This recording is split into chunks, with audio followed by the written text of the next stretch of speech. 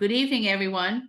I welcome all of you to our virtual world, both our faithful members and hopefully prospective members, to the fourth lecture of the season. I'm Deanna Conheeney, president of the Museum of Newport Irish History. We have an impressive group tonight with over 100 viewers from various parts of the country and all different interests, 80% of members, but there's a very diverse group this evening. Our next lecture, let you know, on March 20th, will be live from the Wyndham Newport Hotel and also streamed featuring our own Steve Marino with a very unique story, The Great Cutter Race of 1905, an Irish tale of Newport's Gilded Age. From what Steve has told me, there will be some surprises in his story. And remember, the drawing, the Luck of the Irish raffle, will be done at the lecture. We are days away from the high holy month of March, Irish Heritage Month. In addition to the lecture, the Interpretive Center will be open the weekends of March 8th, 15th, and 22nd. Please come visit us. The trolley tours of Irish Newport will return on March 9th. Steve Marino will again give cemetery tours of Bonnie Street on March 10th and St. Mary's on March 23rd. And we will close out the month with our great event on March 24th with dancing at the 40 Steps. Hopefully you received a flyer in the mail with all the details, but to get more information and to register for the events, go to our website, newportirishhistory.org, under the events tab. And now to the main event. First off, I want to thank Peg Murray, our very, very dedicated secretary of the museum's board, for sponsoring this lecture in the memory of her husband, Vincent J. Murray. Tonight, straight from Andover, Mass., we welcome back Christopher Klein for his third lecture for the museum. Mr. Klein is a historian who has authored 4 books on such topics exploring the Civil War and Boston sports. He also contributes regularly to publications, including the Boston Globe, New York Times, and the History Channel. You can check out all his accomplishments and contributions on his website, christopherklein.com. Christopher's presentation brings us the story of John L. Sullivan, the last of the bare-knuckle heavyweight champions. The Boston Strong Boy was the first American superstar in sports to earn over $1 million. He was a true American hero during the Gilded Age. And during the lecture, if you have any questions, please just enter them in the chat and we'll deal with them. Now, I want to welcome Christopher Klein as he presents John L. Sullivan, the Boston Strong Boy. Welcome. Thank you, Deanna. Hopefully everyone can hear me okay. Thanks also to Ann Arnold for her invitation to come back and speak to you, and thanks to Peg Murray for sponsoring the program as well. And it's great to be back with everyone. So tonight I'm going to talk about John L. Sullivan, and his claim to fame is that he was the last bare-knuckled boxing champion. He was the heavyweight champion of the world from 1882 to 1892. And I'd like to start off by telling you some facts about the first American sports superstar. So he's the first athlete to earn $1 million. He's the gold standard of his sport for more than a decade. He eats and drinks with wild abandon. His womanizing, drunken escapades, his run-ins with the law are a godsend to a burgeoning newspaper industry. He has a big ego, a big mouth, and bigger appetites. And he's a premier sports figure of the century. Now, if I told you all that, this guy probably comes to mind, right? Babe Ruth. But America's first sports superstar is John L. Sullivan. And everything that you know about Babe Ruth, John L. Sullivan was doing about 40 years beforehand. And oftentimes Sullivan is called the Babe Ruth of boxing, but in truth, they've got it reversed because Babe Ruth was the John L. Sullivan of baseball. And just want to talk a little bit about how I came to this topic. I'm not really a boxing fan. I'm a big sports fan, but not that much into boxing. But after writing a previous book called The Die-Hard Sports Fan's Guide to Boston, I was looking more into learning more about Sullivan, and I was really looking to write a book that had that was based in Boston, sort of connected with the Irish-American experience, and was a colorful tale. And Sullivan really checked all three of those boxes for me. And the more I learned about him, I found out that he's really one of the more important cultural figures in American history. And he really changes America in three different ways. And the first is that he is, as I said, America's first sports superstar. So if sports are America's secular faith, Sullivan's just not among the pantheon of athletic gods. He really is our Zeus. And even though we see him in these black and white photos, he's not some sort of sepia tone relic. He really is the prototype for the modern athlete. And I really think that if you could take Sullivan out of the 1880s and you put him into today, I think he would fit right in. And everything that we know about modern sports is really a part of his story. So the hype machine, the press coverage, the hero worship by fans, the gambling, endorsements, the pitfalls of celebrity, the ungodly sums of money, the intersection of show business and athletics, that's all there in Sullivan's story.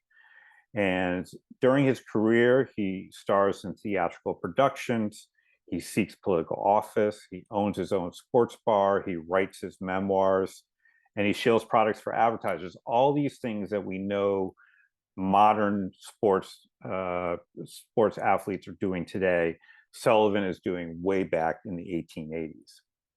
And then the second reason that he's important is he really becomes this first Irish-American idol. He's born to Irish immigrants in Boston, and his story is really the story of this first generation Irish Americans born here in the United States. Parents were immigrants who fled Ireland after the Great Hunger.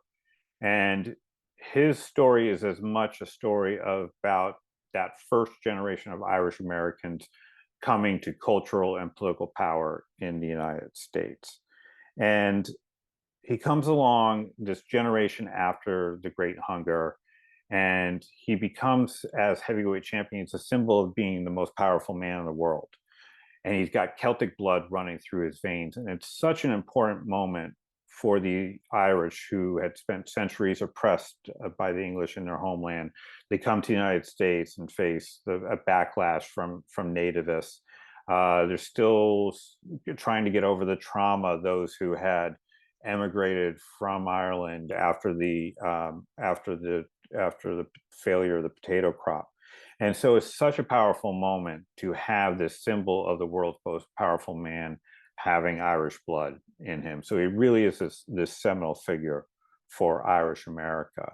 And then the third reason that he's important is he really transforms the sport of boxing. So when he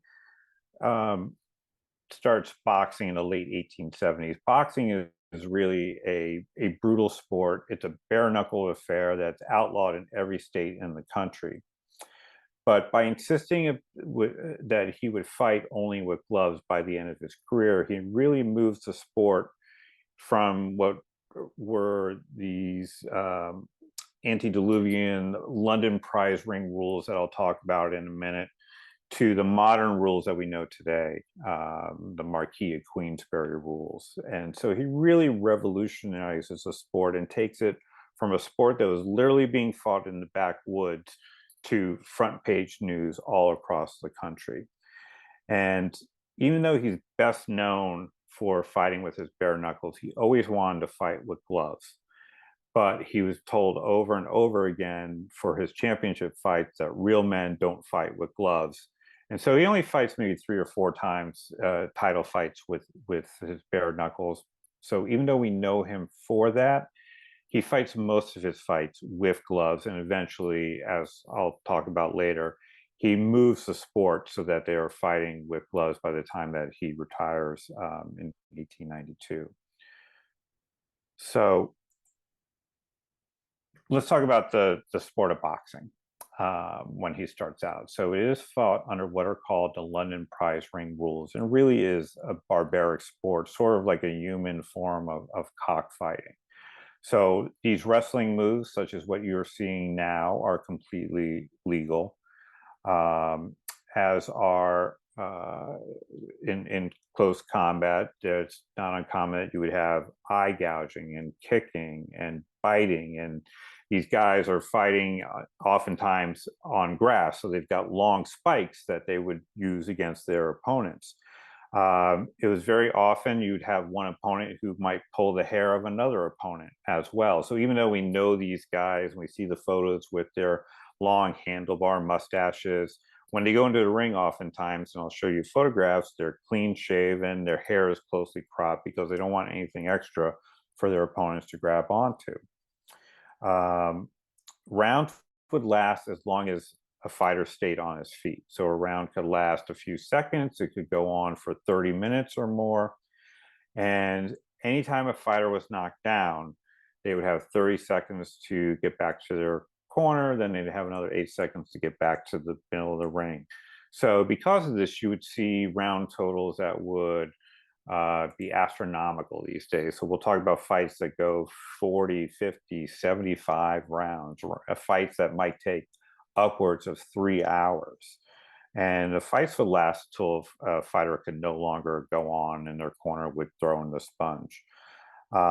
Outside the ring, this is a sport that is completely soaked in gambling. So if you were ringside at any one of these fights, it would be like being on the floor of a stock exchange, where you would have gamblers calling out whatever bets that they were taking. Money would be exchanging hands. They would be taking bets on who would win a particular round, who would be the first fighter to start bleeding, who would win the fight.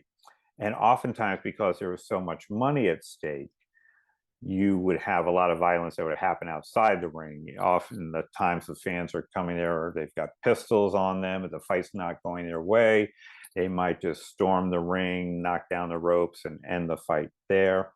And there'd be a lot of fisticuffs that would be going on with the fans outside. So needless to say, both the violence inside the ring and outside the ring was counter to the Victorian sensibilities of the Gilded Age.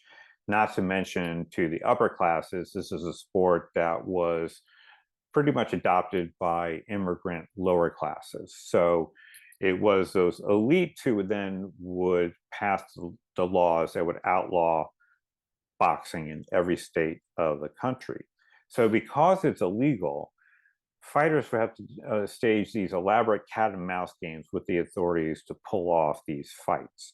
So you would have fights that would be fought way away from population centers. So, as I said, in backwoods, here in Boston, it wasn't uncommon for fights to take place out on the Boston Harbor Islands. This lithograph that you see here was a championship fight from 1849, held in the winter between Tom Hyer and Yankee Sullivan. And it took hours for the fighters and the fans to shake off the authorities out on Chesapeake Bay in Baltimore. They finally were able to find an island that they were able to put the ring up and had their fight right there. But because of all this, because of the brutality of sport, because how hard it was to stage the fight, there really wasn't a lot of money to be made if you were a boxer. You would only fight a handful of times. You'd only make money if you were the winner, because it was a winner-take-all stakes. And so, as you'll see, up until Sullivan's time, if you were a prize fighter, you often had to have a day job because there just wasn't enough money to be made in order to be a full-time boxer. So let's start with the Sullivan story itself. And like so many Irish, it will start with the Great Hunger back in Ireland. So John L's father, his name is Michael, is born outside Tralee in County Kerry. Very short man, 5'3", about 130 pounds. John L would get his build from his mother. She was 180 pounds. She was born in County Roscommon outside Athlone. Both mother and father immigrated to Boston in 1850s. They met here in Boston. They get married in 1856, and they welcomed their first son, John Lawrence Sullivan, to the world in October of 1858. And Sullivan is born in a tenement in the South End. Lived in various South End apartments. He was born just off the corner of East Concord Street and Washington Street, if you know the geography of the South End. Pretty much had his whole childhood in this 1 square mile area of Boston. Pretty much had a typical childhood of a boy of growing up in that age. Um, he was a big baseball fan. He would go to games at the South End grounds and follow the team, the Boston Red Stockings, who would become the Boston Braves. And he was a big baseball fan and would actually become a semi-pro baseball player when he was a teenager as well. He goes to school until about the age of 14. He's not viewed as a bully, although he get into scrapes mainly to defend his brother or any of his friends. And it's not really until he leaves school at the age of 14 that he starts gaining the reputation for engaging in fisticuffs. He would become a manual laborer.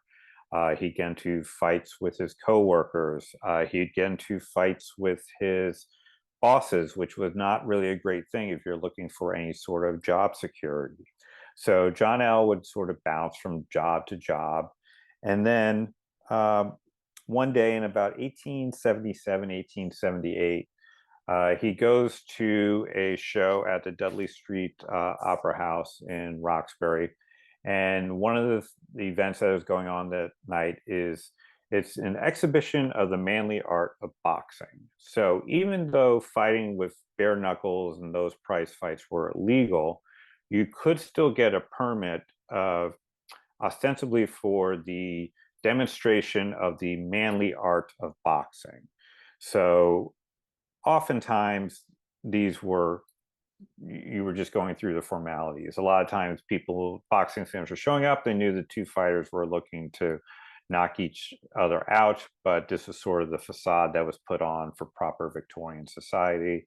If you got a permit, you would have policemen at ringside try to make sure that there wasn't any excessive fisticuffs that were happening inside the ring.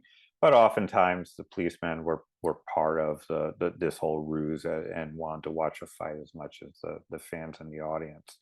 So Sullivan goes to this affair at the Dudley Street Opera House, and a boxer named Scannell takes the stage, and he was going to offer, he challenged anyone in the audience to box him for 3 rounds. So a lot of eyes turn to Sullivan, who's known to be pretty good with his fists, and so he agrees to take his stage and fight this boxer Scannell. But as he's lacing up his gloves, which are very thin, by the way, so they'd be more like batting gloves today, not like the big puffy gloves that you might know from boxing. So they're still very thin. But anyway, as he's putting these gloves on, Scannell sucker punches him to the back of his head. And John L. Sullivan turns around and is enraged. He unleashes his big right hand, knocks Scannell clear off the stage into the orchestra pit, where he lays unconscious on top of 3 broken violins. And that is the start of John L. Sullivan's boxing career. So he starts to fight in local bouts in the Boston area, then around New England. He's referred to in the Boston Globe as the Highland Strong Boy because he is living near the Highlands, Boston Highlands area of the city. But very quickly, that nickname gets changed and he is known as the Boston Strong Boy. And so by 1881, he's a big enough star that he goes to the Mecca of boxing, and that's New York City. And fighting in New York is such a part of daily life that I came across these great reports of what were called black eye fixers. It was sort of a cottage industry of makeup artists who would have storefronts. And if you got into a brawl after being out the bars the night before, you'd go into one of these black eye fixers and they would put some makeup on you and get you ready to go off to work the next day. So Sullivan comes to New York City and he goes to Harry Hill's Variety Theater, which is it's a concert saloon. It's one of the must-see stops if you're a tourist in New York City. It's probably the most reputable den of vice in New York. So It draws a lot of curiosity seekers. And there'd be stage shows that were put on during the week. You'd have everything from Salvation Army concerts to burlesque shows to wrestling. But the big draw really was boxing. And even though the stage itself, which you'll see here, wasn't figuratively very large, it literally wasn't very large. It was figuratively the biggest stage in boxing. And Sullivan, the showman, comes to Harry Hills on March 31st, 1881, and showing that he really has a flair for showmanship. He comes and he has a remarkable offer that he's going to make. He's going to offer $50 to anyone who could last 4 rounds with him on the stage. So 4 3-minute rounds. But he's not going to give you $50 to beat him or to knock him out. He's going to give you $50 if you can literally stand after 12 minutes of being in the same ring as John L. Sullivan. And so there's one man in the audience who takes him up on that offer. And this man, by day, his name is John Mahan. He is the coroner of Jersey City, New Jersey. But by night, he is one of America's most famous boxers, and he boxes under the name Steve Taylor. So as I mentioned, there's just not enough money to be made in boxing. So you have to have this day job. Taylor's just so happens to be an interesting one that he's the coroner in Jersey City. So Taylor takes Sullivan up on his offer, puts on the gloves, gets into the ring, and in the first round, Sullivan just charges out of the ring and pounces. And very quickly, he's got Taylor pressed up against the wall of the stage, knocks him out 5 times in the first round. Taylor comes back in the second round, gets knocked down twice more, and finally Taylor's side throws in the handkerchief to end the fight after about 6 minutes. And Sullivan is a sensation. This is a great PR boon for him. And his name is now being known more and more. He's gaining fame. And while he's in New York, he's going to meet the biggest nemesis of his career. And it's not a fighter, it's this man, Richard Kyle Fox. And Richard K. Fox is the editor of the National Police Gazette, which is America's foremost sporting publication. He's also a fight promoter. He's sort of part Rupert Murdoch, part Don King of his day. And Richard K. Fox is also the product of Ireland. He was born in the north of Ireland, emigrated to America, and he's a self-made man. He had come to America with no money in his pocket and rose to become this famous newspaper man and the editor of the National Police Gazette, which really was sort of the National Enquirer of its day. It was a tabloid. It was printed on this pink paper, and the garishness of its story really matched the tint of the pink paper that it was printed on. It's this typographical red light district that covers the tarnished underbelly of Gilded Age America. And you'll get a lot of lavish woodcut illustrations that will show flirtatious showgirls or brawls between women. There are murders of jilted lovers, so you can see illustrations like that on the screen here today. There'll also be coverage of lynchings and Wild West shootouts, Native American raids. It really appealed to a masculine audience interested with stories about sex and violence. And if it can match the two, sort of like in the murders of jilted lovers, even the better for Richard K. Fox. And Fox liked to recast any sort of human endeavor, and no matter how inane it was, and make some sort of competition out of it. So he staged competitive enterprises such as who could drink the most water in a sitting. He'd have championships in terms of haircutting or bridge jumping, even shin kicking, where he had 2 competitors who would literally just kick each other in the shins and see who could last the longest. And he'd hand out trophies with his likeness on it to these competitors. but he's very much a visionary, and he sees the growing interest in sports in America. And he's one of the first publications to hire a sporting editor. He puts boxers on his cover, and he sells 400,000 copies, which breaks all sorts of records. And boxing, which combines athletics with law breaking and crime, it's a perfect combination for the National Police Gazette. And Fox makes himself the self-appointed kingmaker for the sport. So he will start staging matches between individual boxers, and he will hand out championship belts with his image on it. And so Richard K. Fox is the most powerful man in boxing when John L. Sullivan comes of age.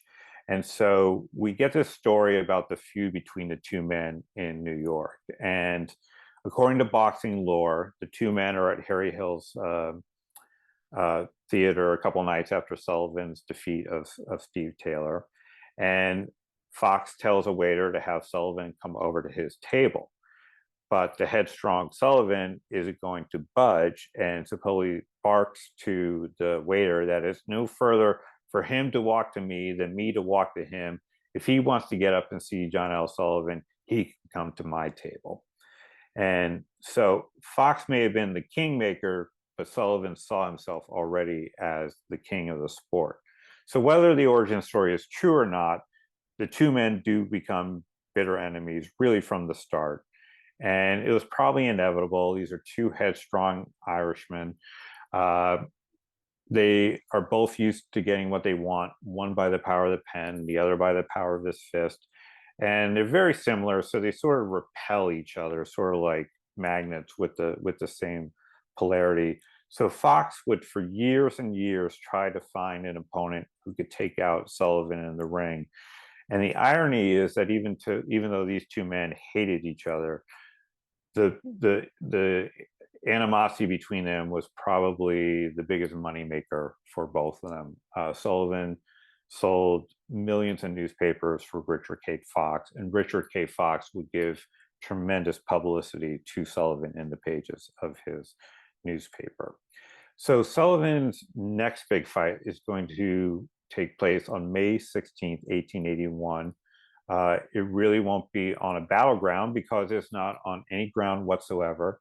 It's staged on a barge that was towed up the Hudson River. So it's at 9 p.m. on the night of May 16th. The fight fans who want to go see this fight, they board this barge in the darkness on the side on the west side of Manhattan. The barge goes about 10 miles north of the city, straddles a line between New York and New Jersey, so that if any authorities came across them, they wouldn't know which jurisdiction they were. Then they lit torches on the barge, put up the ropes, and then they started this fight between John L. Sullivan and his opponent, John Flood. And as they're fighting, the barge is moving. So Sullivan would have to come out of his corner some rounds and be sort of running up the barge. And then as it moved, he'd be going downhill. But very quickly, he makes work of John Flood, and after 9 rounds, knocks him out. And then he turns to a particular member of the audience and then warned him that he would be next. And that is this man who's in the audience. His name is Paddy Ryan, and he is the reigning heavyweight champion of America. And by day, he is a saloon owner in Troy, New York.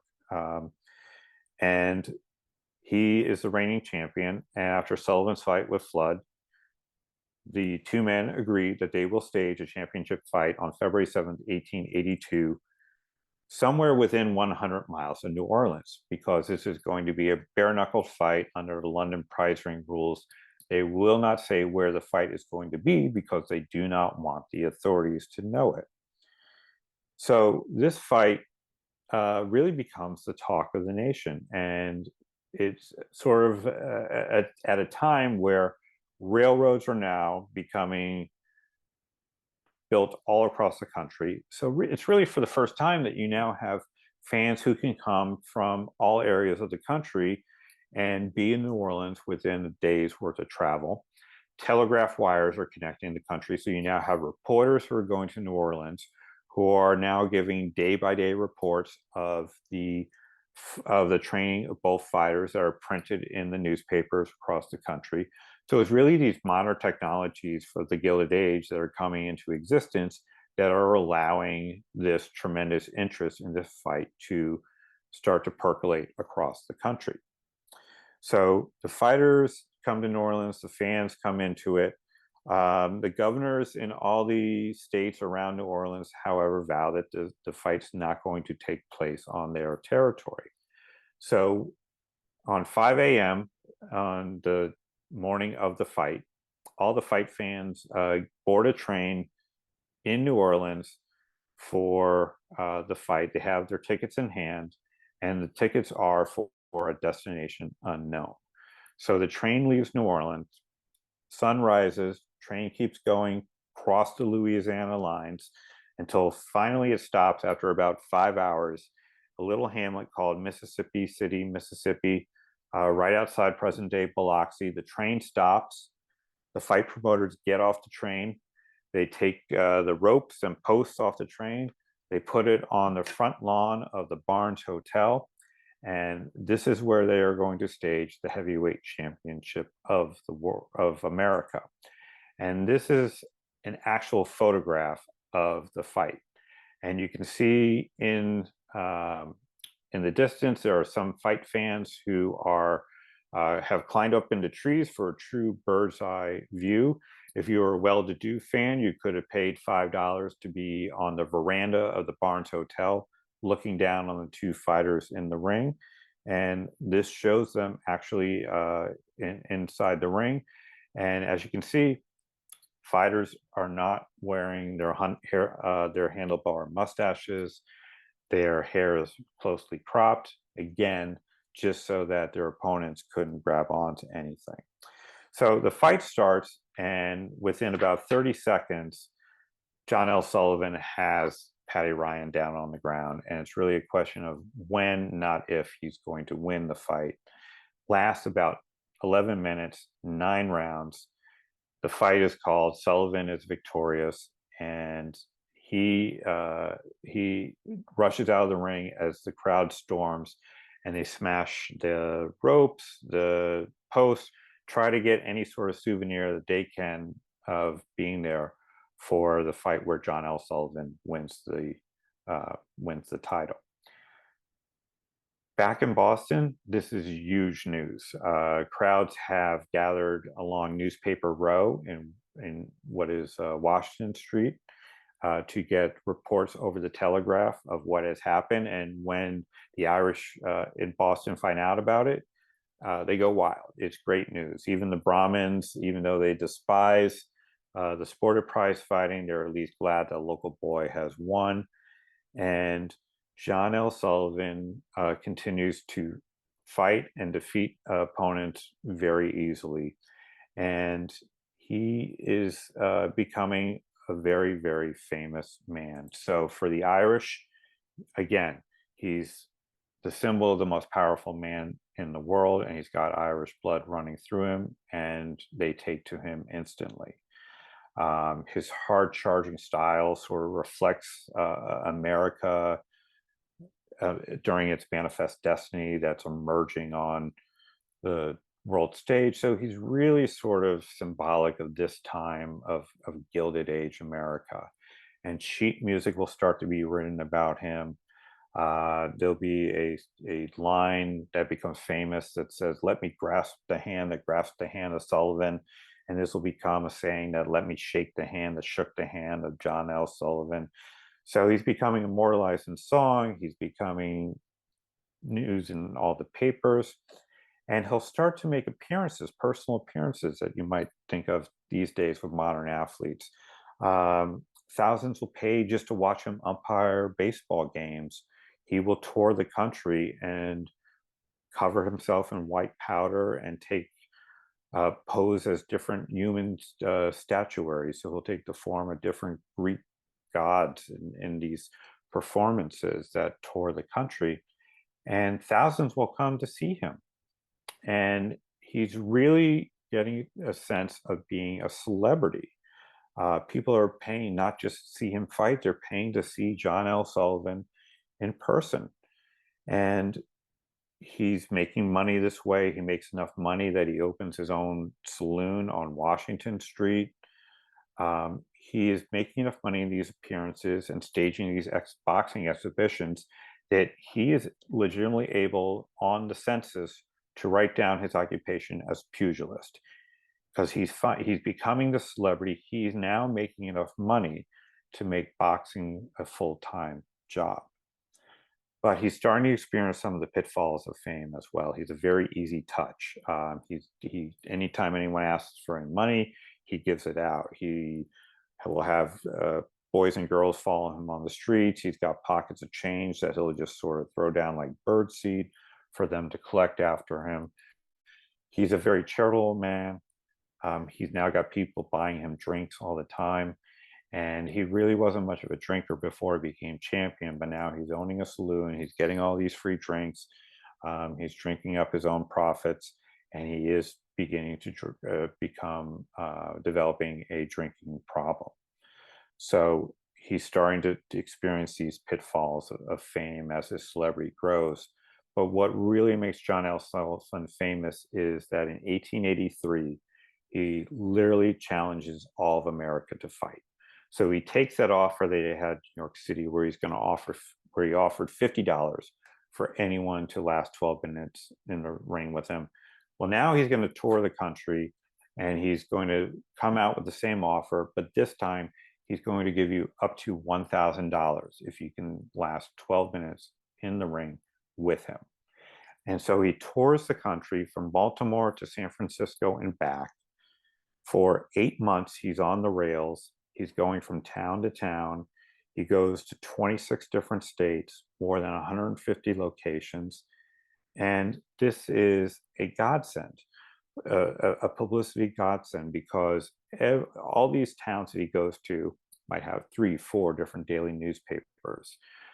Every day, news of the tour being telegraphed to all these newspapers around the country, to a public that wants to know if anyone is able to last 12 minutes with John L. Sullivan. And he really connects to the public this way too, because being in 150 different towns, he's being seen face to face by so many people. He's probably the most seen man next to Buffalo Bill in America at that time. And he's also able to connect to the Irish. He's able to go to these mill towns in Appalachia. He goes to the mining towns out west, like Leadville, Colorado. So the Irish are able to see their idol in the flesh, in person. And this is really what makes him an American celebrity, the real first sports hero. And about 36 men are going to take him up on his offer. Anyone can get into the ring with him. So it's really this great democratic enterprise. So 36 men take him up on the offer, and he doesn't pay out a single dime. I was able to only cross maybe 1 or 2 cases where anyone was able to last maybe 3 rounds into the 3rd round with him. That's just how dominant that he was. So Sullivan becomes this world famous figure, and his fame will transcend not just the United States, it will go around the world as well. And in 1887, he makes a trip to Ireland, and then he also makes a visit to England as well. And he causes quite a stir when he's in England, because he is invited to put on a boxing exhibition by Queen Victoria's eldest son. This would be the Prince of Wales and the future King Edward VII, who was a big boxing fan. And this became a bit of a scandal in England, because you had the future King of England shaking hands with an Irish-American boxer. And boxing is just as illegal, prize fighting is just as illegal in England as it is in the United States. So it's a bit of a scandal among the upper crust in England. But in America, the American press loves this story of the American boxer shaking hands with the future English king. And there are reports of Sullivan talking to him very colloquially, welcoming the king. He told the king if he was ever into Boston to be sure to look him up. And he told the press that when he met the king, future king, that I shook his flipper and wished him well. And so the press really ate up these stories and gave Sullivan great coverage back in the States. But while Sullivan was there, he was fighting not just exhibitions, he was there to defend his title. And he signed a deal to fight an Englishman named Charlie Mitchell somewhere within 1,000 miles of London. Because again, prize fighting is just as legal in Europe as it is in the United States. So it is decided that this fight is going to be staged on the property of a French chateau outside of Paris. So Sullivan and about 30 fight fans who know the location of this fight take a boat across the English Channel. They'll take a train to this chateau, and behind a barn where the pigs and cows are kept, a ring is placed, and that's where they're going to have the heavyweight championship of the world on this day in March of 1888. Very early on in this fight, Sullivan injures his arm. And the man he's fighting, Charlie Mitchell, is about 5'3", 135 pounds, very different kind of fighter than Sullivan. Sullivan, very brawny, would sort of pounce on you like a tiger. Mitchell liked to dance around the ring and try to tire his opponent out, sort of 19th century rope-a-dope technique. And very early on, after Sullivan injures himself, Mitchell doesn't really engage. The rounds start to pile up. The rain starts to come, downpours. The weather turns very raw. The fighters' skins they're turning blue. And after 3 hours, it's getting dark, and Sullivan agrees to a draw in this fight. So for Sullivan, this might as well have been a loss. He has never had so much as a tie in the ring. And this will lead to questions about just how much Sullivan has left as a fighter. So Sullivan's injured, he's freezing, he's just tied the fight. And then to make things worse, as they're leaving the fight scene, both men are arrested by French police. Sullivan has to spend a night in the French jail. He eventually will post bail the next morning. When he does, he hightails it back to England and immediately leaves for the United States, so he will never face any sort of trial there. And the voyage back to America is a very tempestuous one for Sullivan. So not only people now doubting about whether he can still be the most dominant boxer in America, it's a tempestuous one because of what happens on this trip back. Sullivan is heavily drinking. He is having loud arguments with the woman who is accompanying him on this trip, who is not his wife, but his mistress. He is throwing lamps at her in his cabin. He has to get logged in there to sober up by the captain of the ship. So when he lands in Boston, he's got this bad press from being a real lout on this voyage back to the United States. He's got people doubting him. And then he goes on the bender of all benders and is so drunk that he is holed up in a cottage in Revere Beach and near death. So a Catholic priest is brought in to give him his last rites. A telegraph is set up from Revere back to Boston to give hourly updates on Sullivan's condition. In fact, one of these reports erroneously said that Sullivan was dead, which led the New York Times to print in one of its headlines, "Sullivan is dead," only then to have to retract it in his next edition, saying that John L. Sullivan is alive. But even on his deathbed, Richard K. Fox is still goading Sullivan into defending his heavyweight title.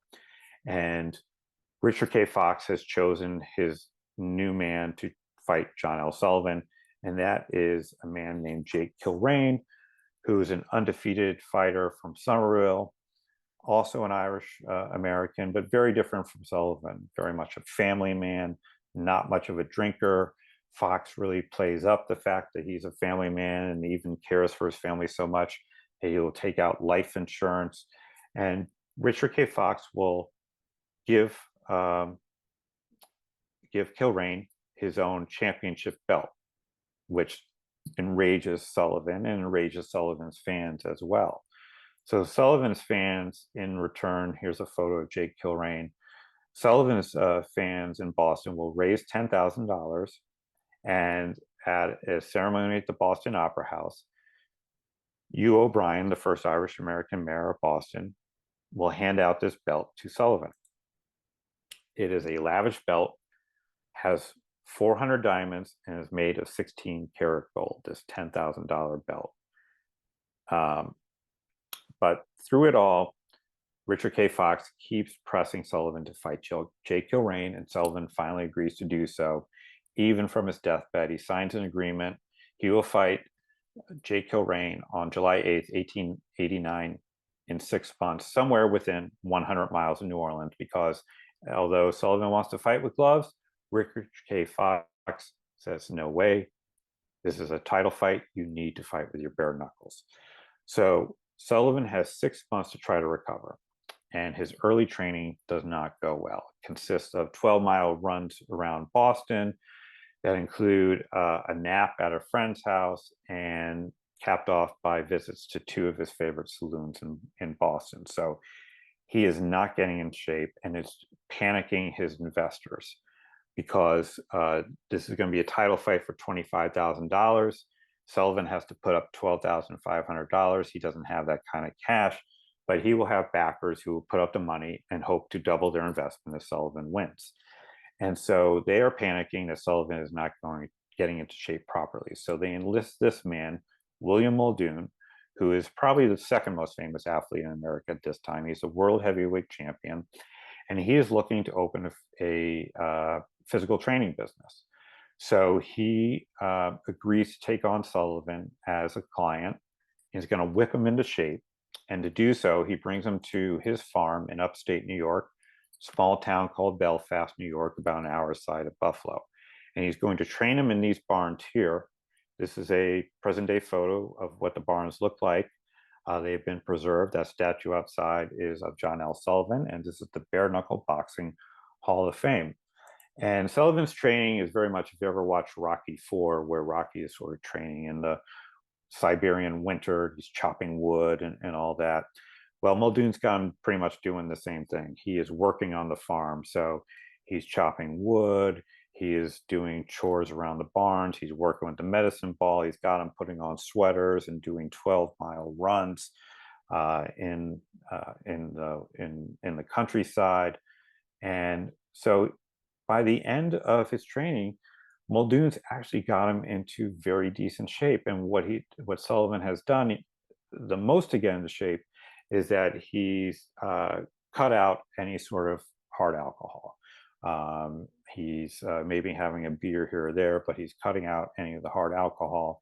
And by the time of the fight, he's dropped about 30 pounds. He's 205 pounds. His fighting trim, he was about 185. Best he could do for this fight is 205, but it's still remarkable from where he was. And so Sullivan goes to New Orleans for this fight. And again, it needs to be staged somewhere away from the authorities. So the day before the fight, it's determined that it's going to take place outside Hattiesburg, Mississippi, literally in the backwoods of Mississippi, on property owned by a man named Charles Rich, where he has his own sawmill. So the day before the fight, tells all his workers to stop.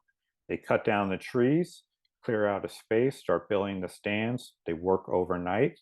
And by the next day, they have this scene where 4,000 fight fans can watch the fight in the backwoods of Mississippi. So fight fans leave on a train from New Orleans, and this time the governor of Mississippi is determined not to let this fight take place on his territory. So he's got the National Guard called out. And so in the middle of the night, train's coming, National Guard's there, and they see the train approaching. The National Guardmen are there with their rifles and their lanterns. They start waving for the train to stop, and they see the train is not slowing down. They wave their hands even faster and see that the train's not slowing whatsoever. And they know that train is blowing through them. So they have to jump off the tracks. Train continues into Mississippi, goes all the way to where this property is. train stops, fight fans get off, they run up to the here and they fill the stands for the championship fight, which is going to start at 10 a.m. Now, fight is still illegal. So before it starts, all of a sudden the sheriff comes to the ring, tells all the fans to disperse because it's an illegal prize fight. It's not going to take place under his watch. Then the fans are watching as the fight promoters have a discussion with the sheriff. They see the fight promoters open their wallets out, hand some cash over to the sheriff. Sheriff then declares that everything's fine, fight's ready to start. He takes a seat with the rest of the fight fans. Now we're finally ready for this heavyweight championship fight to start as soon as he has gotten his payoff. So it is 10 a.m. It is still almost, this is July in Mississippi. It is nearly 100 degrees when the fight starts. It is so hot that the fight fans can't sit down because they are going to stick to the freshly cut pine because the pine pitch is bubbling up. So they are standing and watching this fight. And the rounds start to pile up again. 10th round, 20th round, 30th round. The fighters are starting to get bloodied and bruised from fighting each other. They're also getting sunburnt. There's no shade. All the trees have been cut down. You don't have SPF 70 sunscreen to put on yourself. They're fighting shirtless. So they are getting blistered, sun blistered from the heat. And so as a way to dull the pain, trainers would give their fighters a mixture of tea and whiskey. And so before the 44th round, Sullivan drinks this concoction, comes out to start the round, and gets sick in the ring. Kilrain, who's losing the fight at the time, offers to draw. Sullivan refuses, gets off the ground, knocks out Kilrain to start to end the 44th round, knocks him out the next 2 rounds, and Sullivan keeps on fighting. And when he looks back, Sullivan will say that the reason he got sick in the ring is because his system had been so pure from not drinking any sort of alcohol that when he tasted the whiskey, it caused him to get sick in the ring. But his friends, they knew better. They said that when Sullivan drank this mixture of tea and whiskey, he threw up the tea and kept the whiskey down. That's what really happened. So Sullivan keeps on fighting. And finally, after 2 hours and 15 minutes, 74 rounds, Kilrain can barely get out of his corner. His corner throws in the towel, and that is the end of the fight. And Sullivan remains the heavyweight champion. Now, both men hightail it home. Sullivan will get arrested in New York and get extradited back to Mississippi. He's going to stand trial and will end up being fined $50. But all the money he wins in the fight ends up spending it in the legal fees. Poor Jay Kilrain, who gets battered in the ring, actually is convicted of assault and battery himself, and then is sentenced to 2 months of house arrest at the home of Charles Rich, the man whose property where the fight went on. So Kilrain has to spend 2 months at house arrest after this fight. So here's a photo of the 2 men in the ring. This is the best photo we probably have of Sullivan. Again, he's on the left, and you can see looks very different from that image that we have him with longer hair, the flowing mustache. Sullivan then really has no reason to go into the ring. Afterwards, he gets to star in theatrical productions. He stars as a fighter in this theatrical performance that tours the country. At the end of this play, Sullivan has a mock exhibition fight. So he's pretty much touring the country, playing himself. He is on the cover of theatrical magazines, and this is great for him. He's making more money than he did when he was a boxer. He doesn't have to train, which he hates. Doesn't have to worry about losing his money paying legal bills, and he doesn't have to get beat up in the ring. But years will go by, and finally, again, he's being pressured to return to the ring and defend his title. And so after 3 years of absence, he agrees that he's going to fight in 1892 against this man, James Corbett. And Corbett, another Irish-American, but very different, a skilled fighter, very much into the science of fighting. He's from the West Coast, not the East Coast. He's a white-collar guy works at a bank, not a blue collar guy like Sullivan was. Um, but Sullivan now is that much of a celebrity. He's able to dictate that he will get back in the ring, but this time only if they fight with gloves under the Marquis of Queensberry rules, and very much using the same rules as we know today, with the exception of that the fights are going to be 3-minute rounds, but there's no limit on the number of rounds. Fight will end once a fighter can no longer go on. But other than that, same rules as we know it today. And here's an illustration of where they fought in 1892 in New Orleans in a 10,000 seat arena under lights, and actually had a retractable canvas there in case it rained. Very much like any fight scene that you would know it today. So Sullivan takes the sport of boxing and really puts it into the modern context that we know it today. Sullivan is not really in the best of shape for this, loses after 21 rounds, and James Corbett is now the heavyweight champion, and Sullivan, for him, this is going to be the last fight of his career, the only loss that he takes in the ring. Now, after his career, Sullivan doesn't know what's going to happen to him. He's no longer a heavyweight champion. But showing that he's still a celebrity, he tours around the country starring in vaudeville performances. And people still sell out theaters to see him because he's John L. Sullivan, the celebrity, even though he's not John L. Sullivan, the boxer. And so he will do these performances and everything from those vaudeville shows to he'll play Simon Legree in Uncle Tom's Cabin.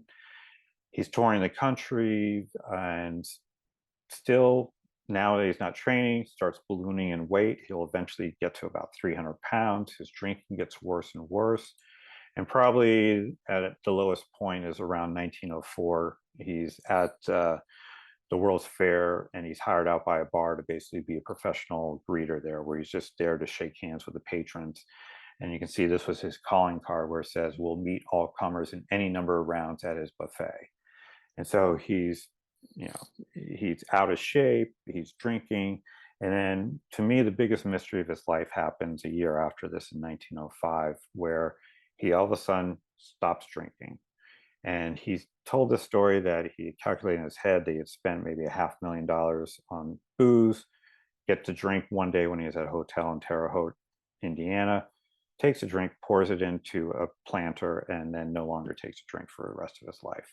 Whether it happened this way, I don't know. But it becomes clear that he does stop drinking and then actually spends the rest of his life as a temperance speaker. And how a man with that bad of a drinking problem is able to do that, I don't know. He had been a poor husband to his first wife. He had been an absent father to his one and only son. But after he stops drinking, he marries his high school sweetheart named Kate Harkins. They buy a farm in Abington, Massachusetts, and John L. becomes a champion, a gentleman farmer. Which was a surprise to his friends, who said the only thing that John L. ever had experience raising in his life was hell. But he becomes this farmer in Abington. The farm that they have is called Donnelly Ross Farm. It's an amalgamation of Donegal, from where Kate's family is from, and Tralee, where Sullivan's father is from, and Ross Common, from where his mother was. And Sullivan even takes in, adopts a young boy, an orphan boy too, and by all accounts is a great father to him. John L., though, will die February 2nd, 1918, has a massive heart attack at the age of 59. Looks much older than, if you look at his photos here, it looks like much older than a man of 59 just due to the hard living. His funeral, though, becomes a major event in Boston. Jake Kilrain will be among the pallbearers. Calvin Coolidge, who's the lieutenant governor of Massachusetts, will be there, eventually the president of the United States. It's a frigid, cold February when Sullivan's funeral takes place. And I think it's kind of fitting, before he's buried, the ground is so frozen that they have to dynamite the ground in order to put his coffin in. And John L. is now a man of 300 pounds. He's so big they had to get a specially made coffin from New York brought in for him to be buried. but before he's buried, they have to dynamite the ground. And I think it's just a fitting coda because it's this one final time that John L. Sullivan shakes the world, going back to that saying of "Let me shake the hand that shook the hand of John L. Sullivan." This really is sort of the fitting coda for the first American superstar. So um, that's the end of my talk. I guess we'll begin doing some questions and answers if you have any in a second. Just before we go, if you want to know more about me, the book, you can go to my website, which is christopherklein.com. You'll see this bar up in the upper left where you can sign up for my free history-themed e-newsletter, which talk about a lot of stories from history, things that I'm writing about as well. So if you want to follow along, you can sign up for that newsletter there too. So I guess, Deanna, let's see if we got any questions that might have come in. I don't have any, Christopher, in chat right now, but I'll tell you, you are an amazing storyteller. Thank you. This is an incredible story, and you just, I mean, just like, I'm sure everyone was just enraptured by what you had to say. Thank you. Yeah. So I don't know if anyone else has any comments, and as I said, you can always email us and we'll forward them to Christopher. But what a story. Thank you. Yeah, I mean, I think it's, as I said, I mean, it's really, I think, the story of this generation that Yeah. comes of age after the great, that didn't have to suffer through the trauma of the Great Hunger, and they view themselves really, still honor the Irish heritage, but really see themselves as Americans. And Sullivan would often be seen with both stars and stripes and with the Irish harp, with any imagery that he had connected with them, sort of showing that those dual allegiances that he felt in his lifetime. Yeah. I mean, Ann Anna wanted to know if there's any descendants. Is there anyone else in the family? I also want to know if anyone else in the family followed him. I know he had a son, but any of his other relatives followed in his profession. So John L. had one son who died when he was 2.5 years old. And as I said, John L. was a very absent father. I mean, he was traveling a lot on his road, but he had a very tempestuous marriage to his first wife. And they were, his drinking was a problem. There were allegations that he had struck his wife, and she actually filed for divorce from him while he was heavyweight champion. But even though she made these allegations, the court did not grant a divorce. I mean, it was very, very difficult for a woman to be granted a divorce back then. So the judge had said no, but then when John L. wanted to remarry 2 decades later, he asked for a divorce and got it like that. Just showed you the different roles of men and women back then. So John L.'s one and only heir died as a toddler. He did have descendants through his sister Annie. Would have some descendants, but no direct descendants. And one of the great thrills I did have, that orphan boy that he had brought in, and even though John L. was not legally his stepfather, I did at one of my talks, I think it was the grandson of this boy, Willie Kelly, showed up at one of my talks because it was sort of unknown what had ever happened to this boy after John L.'s death, but he ended up living in the area and working in a shoe factory. But we don't have any direct descendants of John L. Wow. There was some comment in here about don't call him Uncle Jack. Don't call him Jack. It was John L. It was never called Jack. John L. Yeah. John L. Yeah. Yeah, there was a story of Jack McAuliffe, Jack Dempsey, and John L. Sullivan. The Yes, three the three Jacks. champion Jack, but do not call him Jack. Yeah, I've not ever seen him referred to as Jack. He was always John, and that's how he was known too. So it wasn't, it really wasn't even John. It was always John L. And that's all you needed to say, and people knew exactly who you were talking about back then. And it was sort of that lineage then that continued with Jack McAuliffe, Jack Dempsey. And you can really see the history of American immigration through boxing itself. At the time when Sullivan came along, the Irish, were the new immigrant group into America, and they were the ones who dominated boxing so much that boxers who weren't Irish actually changed their names to Irish names to go into the ring. So you would have like a fighter, I think his name was Jack Burke, but he was really of Jewish, he had Jewish lineage, but to fit in, he changed, he had this Irish name that he brought to in the ring. So really for decades more after Sullivan, you have the Irish dominating boxing.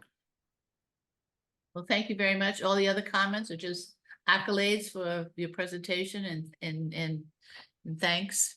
For just a very enjoyable evening. Great. All Well, right. it was a pleasure to see everyone virtually, and hopefully can do it again sometime. Too. Okay. Good night, everyone. I'll see you in the high holy month of March. All right. Take care.